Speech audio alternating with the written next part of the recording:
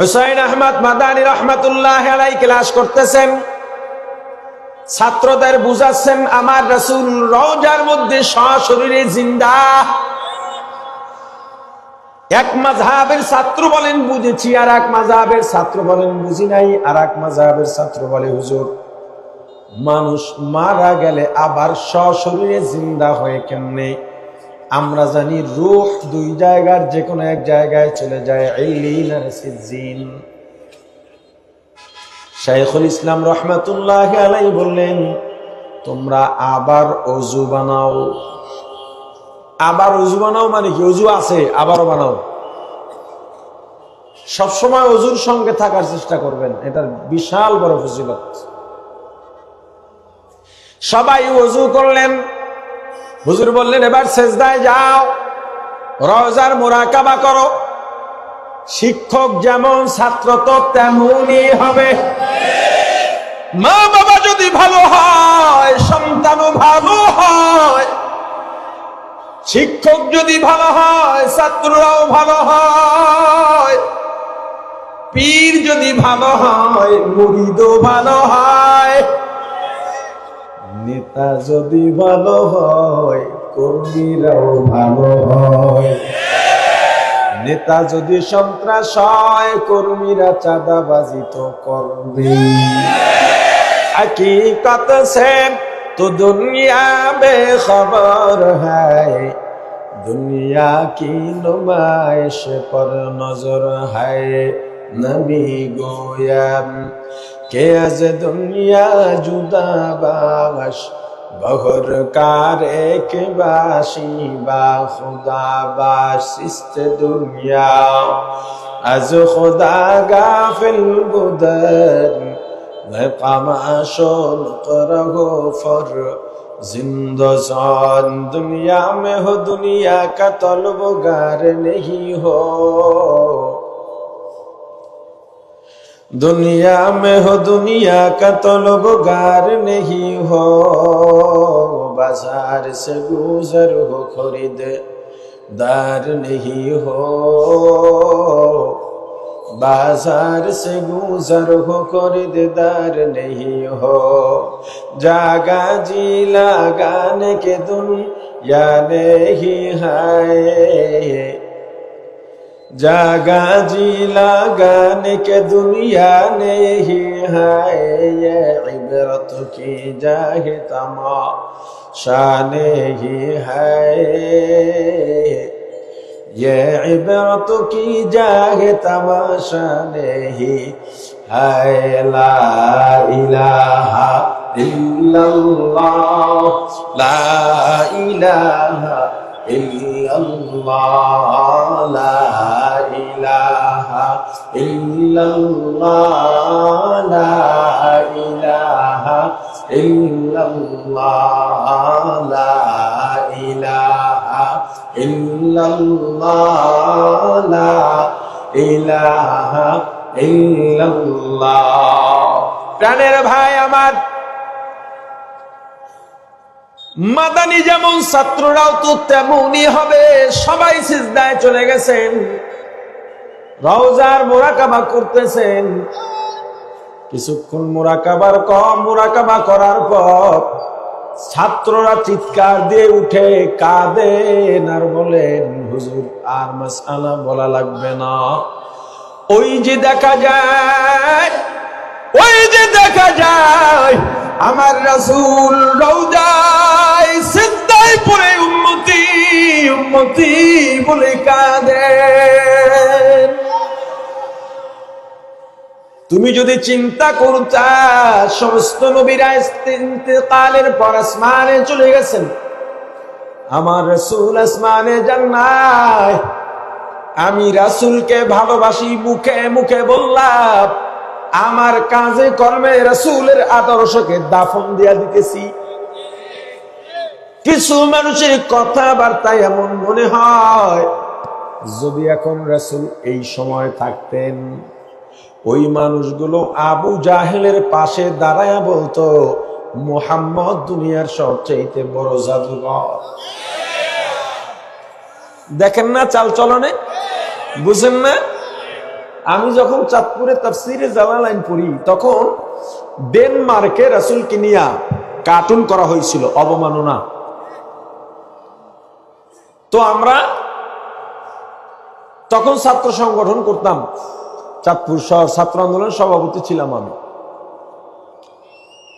তো আমরা একটা সমস্ত আলেমদের সঙ্গে সব মাদ্রাসায়, এখন তো প্রচুর মাদ্রাসা আলহামদুলিল্লাহ, এ কথা বলতেছি আমি লেখাপড়া শেষ করছি 17 থেকে 18 বছর হয়ে গেছে।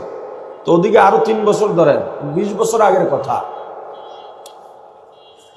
যে কয়টা মাদ্রাসা ছিল চাঁদপুরে, প্রত্যেক মাদ্রাসায় গিয়ে হুজুরদের সঙ্গে দেখা করে আমরা মতামত চাইলাম। সবাই বললেন হ্যাঁ, আমরা সবাই স্বতঃস্ফূর্ত ভাবে চাঁদপুর বাইতুল আমিন শাপলা চত্বরে প্রতিবাদ করব। তো জুমা পরে বের হলাম, দেখি কয়েকজন যুবক একেবারে ইস্ত্রি করা জামা গায়ে দেওয়া, পাঞ্জাবি, নতুন জায়নামাজ বগলের ভিতরে, সুঘ্রাণ শরীর থেকে, নতুন টুপি মাথায়। বললাম ভাই চলো, আমাদের তো জিহাদ করার সামর্থ্য নাই, আমাদের তো অস্ত্র নাই, জনবল নাই, অর্থ নাই, হ্যাঁ, তো চলো, অস্ত্র নাই, আমরা আল্লাহকে এতটুকু দেখাই যে বাংলাদেশে বসে আল্লাহ, আমরা শুধু রাসূলের অবমাননাকারীদের বিরুদ্ধে প্রতিবাদমূলক একটা মিছিল দিতে পারি। এক যুবক উঠে বলল, হুজুর এটা আমাদের কাজ না, আপনাদের কাজ। রাসূলের অবমাননা হলে প্রতিবাদ করা আবেগ নয়, ঈমানি দায়িত্ব। এটা কি দল দেখতে হবে? তুমি মুমিন না? তুমিও তো মসজিদে যাও, তুমিও তো রোজা রাখো। রাসূলের অবমাননার প্রতিবাদ হবে, সেটা তোমার কাজ না, তাহলে তুমি আর রাসূলের উম্মত দাবি করো না। আবার এই গত 1 বছর হয় নাই, রাসূলকে নিয়ে পরাপর কয়েকটা এলাকায় সোশ্যাল মিডিয়ায় অবমাননা হলো, কার্টুন করে ছাড়লো। তখন আবার কিছু মানুষ বলল, আমাদের দলীয় সিদ্ধান্ত হয় নাই প্রতিবাদ করা। যেই দল রাসূলের অবমাননায় প্রতিবাদ করার সিদ্ধান্ত জানায় না, এর জন্য কর্মীরা চুপ থাকে, ওই দল আর দলের কর্মী আমার রাসূলের শাফাত পাবে না। কি রাজনৈতিক আলোচনা করছি? তো রাজনৈতিক আলোচনা করলেও আবার সমস্যা কি? ইসলামে যদি রাজনীতি থাকে, ইসলামী মঞ্চ থেকে তো রাজনীতির আলোচনা হবেই। আমি যদি কোন দলের নাম ধরে পক্ষে বা বিপক্ষে বলি, তখন আপনি আপত্তি জানাইলে জানাইতে পারেন, সেটার যৌক্তিকতা আছে।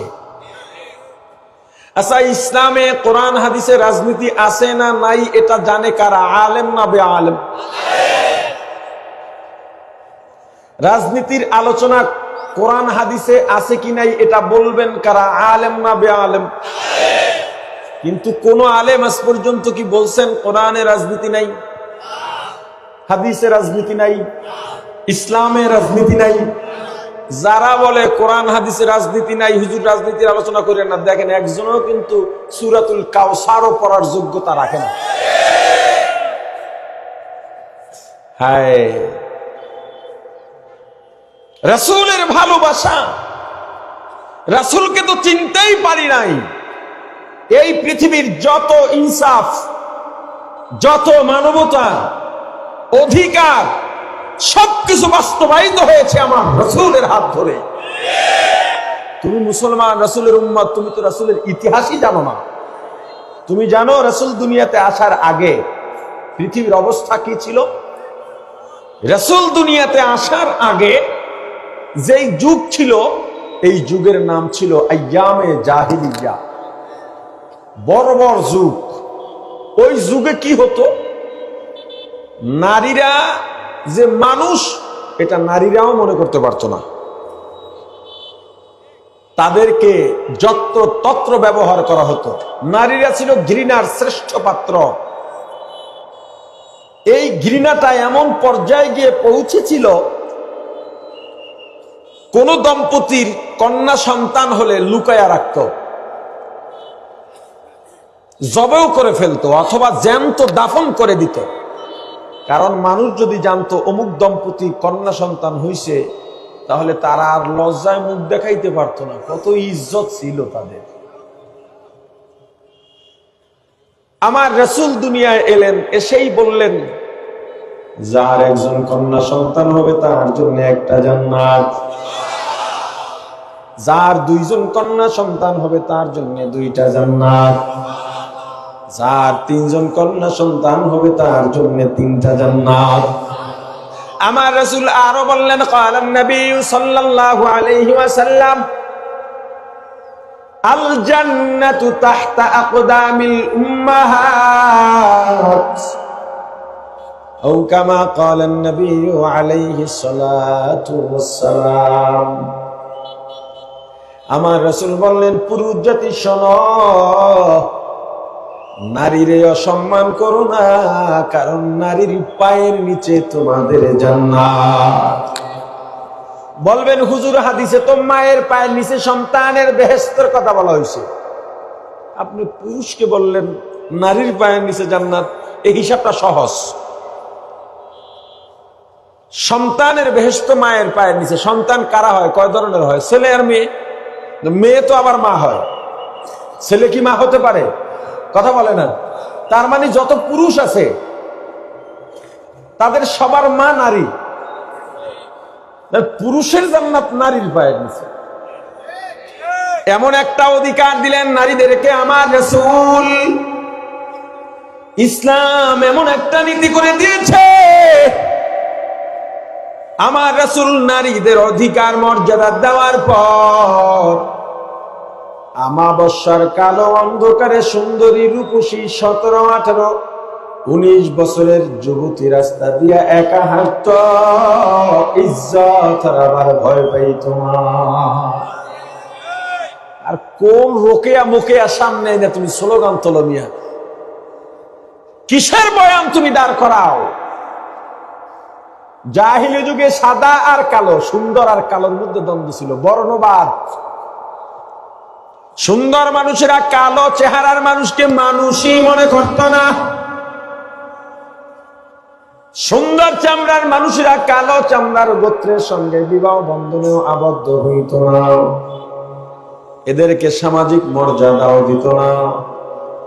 আমার রাসূল এসে বললেন সাদা কালো ভেদাভেদ নাই, চামড়ার কোনো পরিবর্তনের দাম নাই, মানুষের মূল্যায়ন হবে কলবের মাধ্যমে। কিসের কিসের দাম কিসের? ওই যে কলবে ভালোবাসা থাকে। চামড়ায় কি ভালোবাসা আছে? আরে কথা বলে না, কোথায়? কলবে। আল্লাহ কি বললেন? يوم لا ينفع مال ولا بنون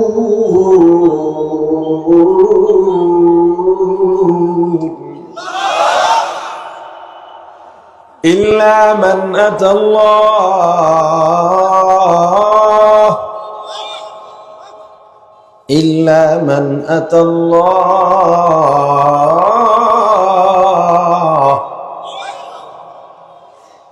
إلا من أتى الله بقلب سليم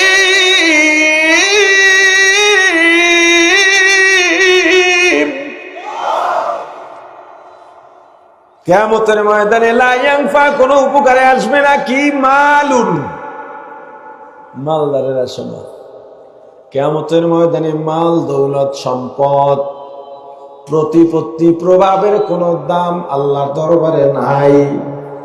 ওয়ালা বানুন, সন্তান সন্ততি নেতা নেত্রী ক্ষমতা পাওয়ার কিয়ামতের ময়দানে কোনো উপকারে আসবে না। তাহলে কিয়ামতের ময়দানে কি উপকারে আসবে? ইল্লা মান আতাল্লাহ, আল্লাহ বলেন যারা আমি আল্লাহর কাছে আসবে কি নিয়া? বিকলবিন সালিম, পরিচ্ছন্ন কলব নিয়ে আসবে। কিনিয়া কিনিয়া বলেন না, বলেন না, শুদ্ধ কলব। যে আত্মশুদ্ধির জন্য চরমনাই দৌড়ান, যে আত্মশুদ্ধির জন্য শায়েখে চরমনাইয়ের নাম শুনে পটুয়াখালী, বরগুনা, কলাপাড়া উপজেলা তো আছেই, ওই রাঙ্গাবালি গলা চিপা দিয়া টলার ভৈরাই শীতের মধ্যে শত শত হাজার হাজার মানুষ আছে। কি আহেন নাই? কিরে গলা চিপা রাঙ্গাবালির লোকজন নাই? আতুডান্দি কই দূরে দূরে কা সব দিয়ে হেনে টলার যেগুলো আইছে ও হুজুর সাথে দেখা করতে গেছে মনে আইসা বসবে পরে। এরপর তো অনেকে হাত উঠিয়েছে। মাশাআল্লাহ, বহু দূর দূর থেকে আপনারা আসছেন এই আত্মশুদ্ধির জন্য। এজন্য ইসাব চরমনাই রহমতুল্লাহ আলাইহি তার ঐতিহাসিক অনেকগুলো স্লোগানের একটা স্লোগান জিহাদ ও রুহানিয়াতের সমন্বিত প্রয়াস। আলহামদুলিল্লাহ, কিয়ামতের ময়দানে কিসের দাম? পরিচ্ছন্ন কলবের দাম, শুদ্ধ কলবের দাম। আমার রাসূল সেই বললেন, চামড়া কালো না ধলা এগুলোর কোনো দাম হবে না, এগুলো দিয়ে মানুষের মূল্যায়ন হবে না। বংশগত গোলাম হযরত বিলাল রাদিয়াল্লাহু তাআলা আনহু, মানুষ যত কালো হোক না কেন হাতের তালু সাদা থাকে। হযরত বিলাল এমন কালোর কালো, হাতের তালু পর্যন্ত কালো ছিল। এরপরেও আমার রাসূল বলেছেন, মেরাজ থেকে আসার পর আমি মেরাজে গিয়া আল্লাহর দিদারে গিয়া আরশের পায়ার মধ্যে বেলালের হাঁটার আওয়াজ পাইছি। আউলিয়ারা কারে উকুবা ইখতিয়ার, জাহেলারা কারে দুনিয়া ইখতিয়ার। আশিকারা মিল্লাত মাযহাব জুদা ওয়াস্ত, আশিকারা মিল্লাত মাযহাব খুদাস্ত। ইয়ানে আশিক মাশুক রা মুজিস্ত, কিরামান কাতিবিন রাহম খবর নিস্ত। লা ইলাহা ইল্লাল্লাহ, লা ইলাহা ইল্লাল্লাহ, লা ইলাহা ইল্লাল্লাহ, লা ইলাহা ইল্লাল্লাহ, লা ইলাহা ইল্লাল্লাহ, লা ইলাহা ইল্লাল্লাহ। হযরত বিলাল এমন কালো, আল মুয়াদ্দিনুনা আতওয়ালুন নাসি আনাকান ইয়াউমাল কিয়ামাহ আও কামা ক্বালা আন-নাবিয়্যু আলাইহিস সালাতু ওয়াস সালাম। কিয়ামতের ময়দানে বিলালের গর্দান সবার উঁচু হবে, অর্থাৎ মর্যাদা সবার উপরে থাকবে। কাফেরদের বড় বড় লিডাররা আমার রাসূলের কাছে গিয়েছে, হে মুহাম্মদ সাল্লাল্লাহু আলাইহি ওয়াসাল্লাম, আমরা আপনার সঙ্গে ধর্ম নিয়ে আলোচনা করব, আপনি আপনার ধর্ম আমাদের বুঝাবেন, আমরা সেটাকে খণ্ডন করার চেষ্টা করব।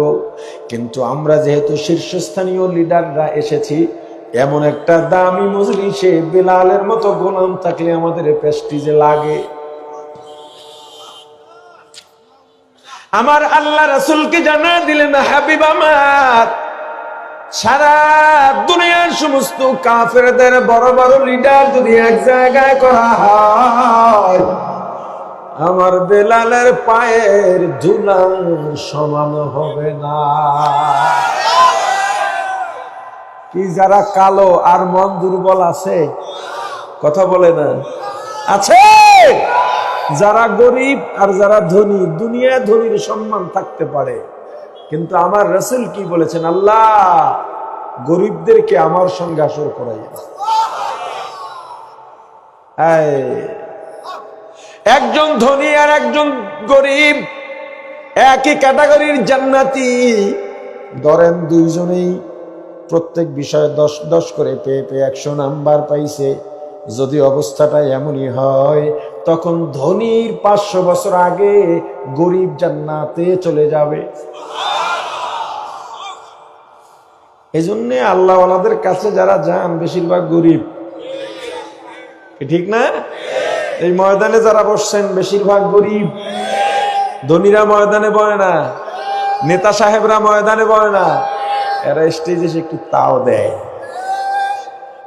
আর গরিবের তো কোনো ওই ঘিনপিত নাই, প্রেস্টিজ পুস্টিজ নাই, চেহারা চেহারার অত টেনশন নাই, পোশাক আদি অত ইস্ত্রি করা লাগবে, ভাঁজ দেওয়া লাগবে, এত চিন্তা নাই।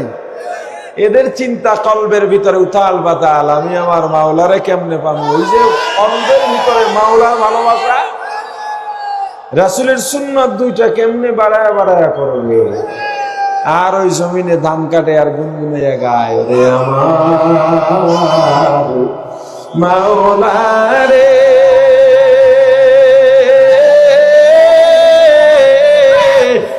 আমার দয়ার মাবুদ রে,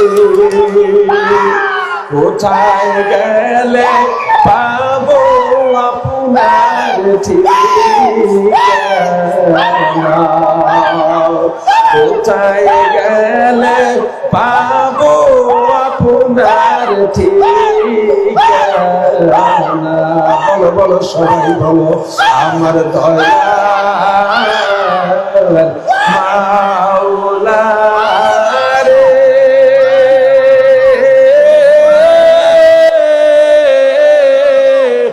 আমার দয়ার মাবুদ রে, কোথায় গেলে পাবো আপনার ঠিকানা, কোথায় গেলে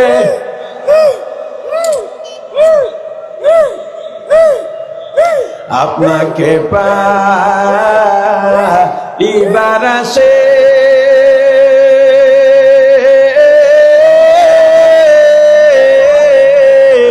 ঘুরিয়া আমি দেশে বিদেশে, চরমনার ময়দানে করুলাম বিছানা, মাহফিল ময়দানে করুলাম বিছানা।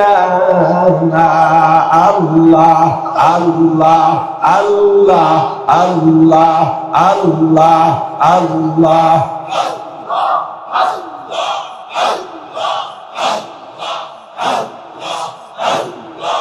اللهم صل على سيدنا ونبينا وشفيعنا وحبيبنا ومولانا محمد صلى الله عليه وعلى آله وأصحابه وبارك وسلم। ওই গরিব দোকানে দোকানদারি করে আর গুনগুন করে জিকির করে, ওই গরিব নদীতে মাছ ধরতে যায়, জাল ফালায় আর জাল টানে আর গুনগুনি আমার আল্লাহ জিকির করে। আল্লাহর জিকির করতে ভালো লাগে, অন্তরের মধ্যে আল্লাহর মায়া, আমার রাসূলের মায়া, রাসূলের ভালোবাসা। ওরে আমার ভাই, এই বর্ণবাদ দূর করলেন আমার রাসূল। আর তুমি কোন কসুর নেলসন ম্যান্ডেলারে নিয়ে আসো? তুমি আমার রাসূলের ইতিহাস জানো না, রাসূলের খবরও জানো না। এই দুনিয়ায় যত মানবতা সভ্যতা, এই দুনিয়ার যত অধিকার মর্যাদা বাস্তবায়ন করেছেন আমার রাসূল। কে?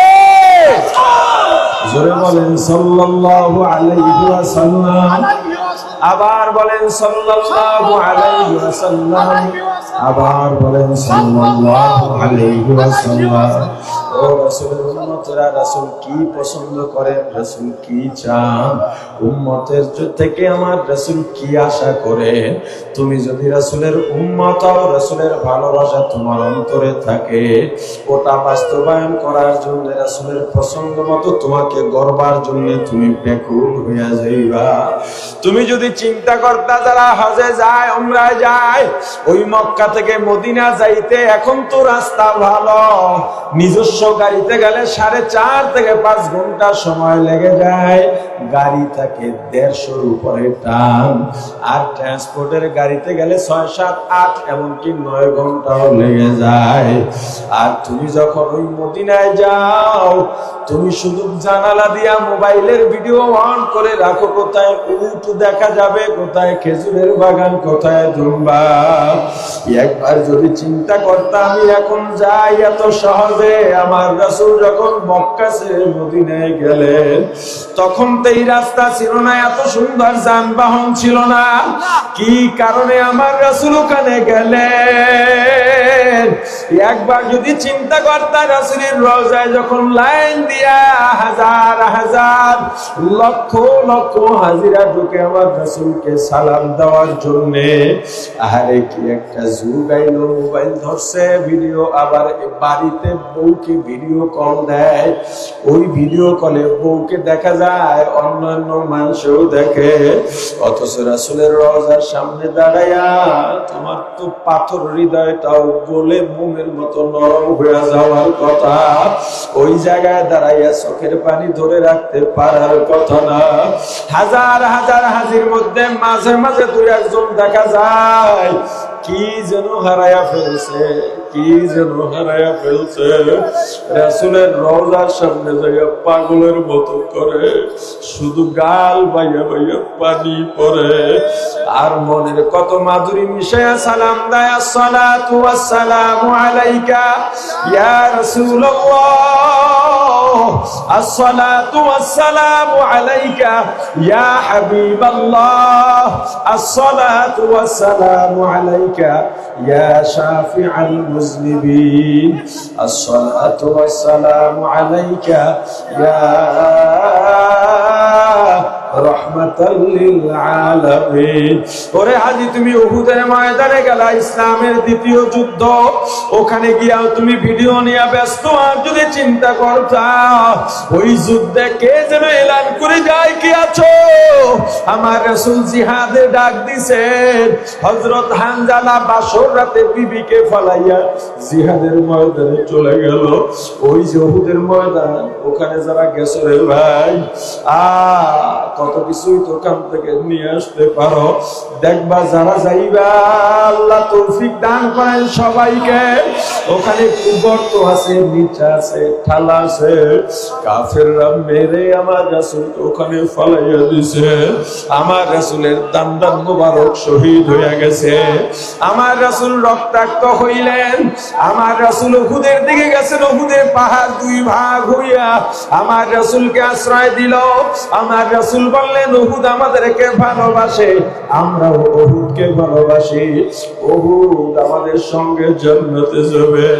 একটা পাহাড় আমার রাসূলকে চিনল, বনের বাঘ হরিণ পশু পাখি আমার রাসূলকে চিনছে, গাছপালা আমার রাসূলকে চিনছে। আর যেই রাসূল এই উম্মতের জন্য কাঁদে, শ্রেষ্ঠ মানুষ হইয়া উম্মত হইয়া রাসূলের চিন্তা করি না, রাসূলের জন্য মন কাঁদে না। ওরে আমার ভাই, তুমি যদি চিন্তা করতা মক্কা থেকে তায়েফ প্রায় 70 থেকে 80 কিলোমিটার, 6000 ফিট, 600 না জানি 6000 ফিট উঁচা। মক্কা থেকে তায়েফ পুরাটা উঁচা, পুরাটা উঁচা। 4 হুইল গাড়ি ছাড়া সহজে উঠতে পারে না। নরমাল গাড়ি এসি বন্ধ করে ওঠে, তাও অনেক কষ্ট হয়। অনেক সময় ইঞ্জিন হিট হয়ে যায়, স্টার্ট বন্ধ হয়ে যায়, গাড়ি আগুনের মতো হয়ে যায়। তুমি ওখানে যাও বুড়ির বাড়ি দেখতে, বুড়ির বাড়ি নিয়েও ইখতিলাফ আছে, ওটা বুড়ির বাড়ি না, তবুও ধরে নিলাম। তুমি ওখানে গেলা, গিয়া পাহাড়টার ভিডিও করে নিয়ে আসছো, আঙুরের বাগান খোঁজো, ওই বেদানার বাগান খোঁজো, কিন্তু ওই জায়গায় তায়েফে ঢোকার আগে একটা ছোট্ট গাছ আছে, গাছটা একটা বাউন্ডারি দেওয়া, ছোট নিচা কইরা আমার রাসূলকে তায়েফের দুষ্ট কাফেররা ওই জায়গায় মেরে ফেলায় দিছিল। আহারে আমার রাসূল তায়েফে গেলেন, দুইটা দিক লক্ষ্য করে চিন্তা করে। আমার রাসূলের দুধ মায়ের একটা সম্পর্ক আছে তায়েফের সঙ্গে, আর একটা শ্বশুর বাড়ির সম্পর্ক তায়েফের সঙ্গে। আমার রাসূল চিন্তা করছেন এখানে গেলে আমার কথা ওরা শুনবে, ফলাইয়া দেবে না। 3 দিন মতান্তরে 10 দিন আমার রাসূল বের হন নাই, কোনো দাওয়াতও দেন নাই। 3 দিন পরে আমার রাসূল বের হয়ে ডাক দিলেন, ও তায়েফবাসী আসো আসো, আমাকে আল্লাহ রিসালাত দিয়া পাঠাইছেন, তোমাদের তাওহীদের পথে ডাকতেছি, মুক্তির পথে ডাকতেছি, আসো। একটা কাফেরও দিন কবুল করে নাই। তায়েফের প্রান্তরে নবীজি যেদিন দিনের দাওয়াত দিতে যান, সেদিন নবীজি আমার কত আঘাত সহিলেন। এতিম নবীজি সেদিন কত আঘাত সহিলেন, হয়ে অসহায়। তায়েফের প্রান্তরে নবীজি যেদিন দিনের দাওয়াত দিতে যান, যায় দেখে সাথে নিলেন, 3টি দিনে দাওয়াত দিলেন।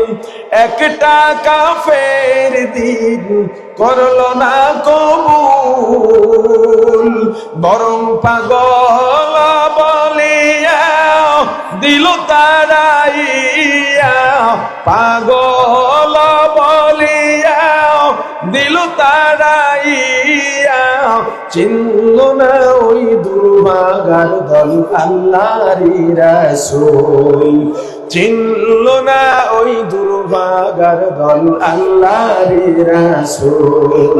সেদিন নিরাশয় নবীজি আসতেছিলেন ফিরিয়া, হয়ে অসহায়। তায়েফের প্রান্তরে নবীজি যেদিন দিনের দাওয়াত দিতে যান। ও ভাই, তুমি একটু চক্ষু বন্ধ করে ওই রাসূলের অবস্থাটা একটু দেখার চেষ্টা করো। আমার রাসূল যখন দাওয়াত দিলেন, চারদিক থেকে কাফেরের দুষ্ট দুষ্ট ছেলেরা, যুবকরা পাথর নিয়ে মারে আর বলে এটা দুশমন, আমাদের তায়েফ থেকে বের করে দে। হযরত যায়েদ একা মানুষ কয়দিকে ফিরাবেন, একবার ডানে যান আর একবার বামে যান আর একবার পেছনে। যখন ডানে যান তখন পিঠে আর বাম দিক থেকে আমার রাসূলের সুন্দর শরীরে পাথর পড়ে। পাথর পড়ার সঙ্গে সঙ্গে চামড়া ফুটা হইয়া ফিনকি দিয়া রক্ত বের হয়ে যায়। হযরত যায়েদের মাথা ফেটে যায়, শরীরের বিভিন্ন জায়গা থেকে রক্ত পড়ে। আর চিন্তা করো আমার রাসূলের অবস্থাটা তখন কেমন হয়েছিল। চতুর্দিক থেকে পাথর মারতে মারতে আমার রাসূলের শরীরটা একেবারে ক্ষত বিক্ষত করছে, রক্ত গায়ে পানি ঢাললে যেমন বাইয়া পড়ে, আমার রাসূলের শরীর মোবারক থেকে রক্ত বাইয়া বাইয়া পড়ে। আমার রাসূল দুর্বল হয়ে গেছেন, হাঁটতে পারেন না। হাত উঠায় বলেন, তায়েফবাসী পাগল না, তোমাদের দুশমনরা, আমি আসছি তোমাদের মুক্তির পথ দেখাইতে, আমাকে মেরো না মেরো না। আমার রাসূল হাঁটতে পারেন না, দুর্বল হয়ে গেছেন। দুষ্ট কাফেররা ধাক্কা মারে সামনের দিকে আঘাত দেওয়ার জন্য। আমার রাসূল ক্লান্ত শরীর ভর সইতে পারেন না, উপর হইয়া জমিনের মধ্যে পড়ে যান। আবার কোনো মতে উঠতে নেন, পুরোপুরি ওঠার আগে আবার ধাক্কা মেরে ফেলাইয়া দেয়। আমার রাসূল আহত যায়েদের শরীরে হাত দিয়া কোনো মতে হাঁটতে হাঁটতে পাহাড়ের গোড়ায় গিয়া বসছেন। জিবরাইল আসছে, হুজুর আপনি যদি বলেন আপনার কান্নায় আসমানের ফেরেশতারাও কান্দে। আসমানের ফেরেশতারা জীবনে 2 বার কেঁদেছে। একবার হযরত ইব্রাহিম যখন নিজের সন্তান ইসমাঈলকে ছুরির নিচে দিছে, আর একবার কেঁদেছে তায়েফের ময়দানে আমার রাসূল রক্তাক্ত হইয়া পাহাড়ের পাশে বসে যখন কাঁদেন আর বলেন আল্লাহ আপনি সাক্ষী থাকেন, ওরা বলে আমি পাগল না। জিবরাইল কি বলেন, ও জিবরাইল ওদেরকে না ধ্বংস করা যাবে না, ওরা আমাকে চেনে নাই, চিনলে এমন কষ্ট দিত না। ওরা একদিন মানবে না, ওদের পরবর্তী প্রজন্ম মানবে। আমার রাসূল এত দয়ার রাসূল, ওই রাসূলের পছন্দ সুন্নত তরিকায় চলা, ওই রাসূলের পছন্দ রাষ্ট্রীয় ভাবে দিন কায়েম করা। আমরা যদি রাসূলের উম্মত হয়ে থাকি, রাসূলের পছন্দ মতো চলবো না দুনিয়ার খেয়াল খুশি মতো চলবো। আরো জোরে বলেন, আরো জোরে বলেন।